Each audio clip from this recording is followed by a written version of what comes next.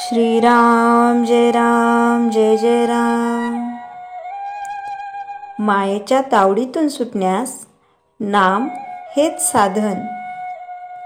परमेश्वराची भक्ती करावी, त्याचे नामस्मरण करावे असे पुष्कळ लोकांना मनातून फार वाटते.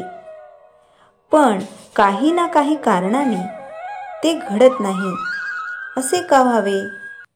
तर माया आड येते. मायेला बाजूला सारून भगवंतापर्यंत कसे पोहोचायचे? माया ही भगवंताच्या सावलीसारखी आहे. तिला सोडून तू ये असे त्याला म्हणणे म्हणजे तू येऊ नकोस असे म्हणण्यासारखेच आहे. कारण एखाद्या इसमाला तू ये पण तुझी सावली आणू नको म्हटले तर कसे शक्य आहे? म्हणून माया ही राहणारच. आपण तिच्या तावडीतून सुटून भगवंतापर्यंत पोहोचायचे कसे, हाच प्रश्न आहे. आणि या प्रश्नाचे उत्तर एकच, भगवंताचे नाम घेणे. नामानेच मायेच्या तावडीतून सुटून भगवंतापर्यंत जाता येते. जसे व्यक्तीशिवाय सावलीला अस्तित्व नाही, तसे मायेला स्वतंत्र अस्तित्व नाही. तसेच तिला स्वतंत्र शक्तीही नाही. कारण व्यक्तीच्या हालचाली प्रमाणेच तिची हालचाल होते. व्यक्ती न दिसली तरी तिची सावली जशी दिसते, त्याप्रमाणे मायेचे अस्तित्व मात्र जाणवते. मायेची सत्ता भगवंतावर नाही. एखादा इसम पूर्व दिशेला चालला आहे तर त्याची सावली त्याच्या मागून त्याच दिशेने जाईल. त्या सावलीच्या मनात जर दिशा बदलून पश्चिमेकडे जाण्याचे आले तर तिला ते शक्य नाही. तो मनुष्य जर पश्चिमेकडे जाऊ लागला तरच तिला त्या दिशेकडे जाणे शक्य आहे. याचाच अर्थ माया भगवंताच्या अधीन आहे. सर्व विश्व हे माया रूप आहे, म्हणजे ते परमेश्वराची छाया आहे.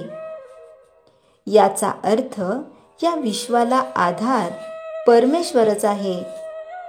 आता या मायेच्या तावडीतून सुटून परमेश्वराकडे कसे जायचे? समजा एखाद्या इसमाला एका मोठ्या व्यक्तीला भेटायचे आहे, पण त्याच्याकडे सरळ जाणे शक्य नाही.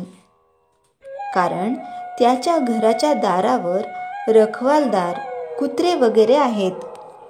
त्यांच्या तावडीतून सुटून गेले तरच मालकाची भेट होणार. पण समजा मला अमक्या दिवशी येऊन भेटावे अशा मजकुराचे त्या मालकाच्या सहीचे पत्र जर त्याला आले असेल तर ते पत्र त्या रखवालदाराला दाखविताच तो त्याला बिनतक्रार आत सोडील आणि मालकाची भेट होईल. तसे भगवंताचे नाम म्हणजे भगवंताच्या सहीचे पत्र जर आपण घेऊन गेलो तर मायारूपी रखवालदार ती सही पाहून आपल्याला आत सोडील आणि भगवंताची भेट होईल. म्हणून माया तरून जायला भगवंताचे नामस्मरण हाच रामबाण उपाय आहे. नामस्मरणात खूप तल्लीन व्हावे. देहाचा विसर पडावा. देहबुद्धी विसरून नाम घेणे हेच निर्गुण होणे आहे. भगवंत जर कृपण असेल तर तो नामभक्ती देण्यात आहे. म्हणून त्याला आळवावे आणि तुझ्या नामाचे प्रेम दे हेच मागावे. बाकी सगळे देईल, पण हे नामप्रेम तो फार क्वचित देतो. म्हणून आपण तेच मागावे. रामाचे अनुसंधान नित्य ठेवावे आणि आनंदात राहावे. श्रीराम जय जय राम. चैतन्यवाणी.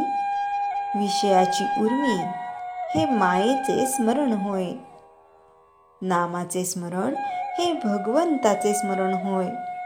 श्रीराम जय राम जय जय राम. जयाच्या जनी जन्मनामार्थ झाला, जयाने सदा वासनामात केला. जयाच्या मुखी सर्वदा नाम कीर्ती, नमस्कार तया ब्रह्मचैतन्य मूर्ती. श्रीराम जय राम जय जय राम.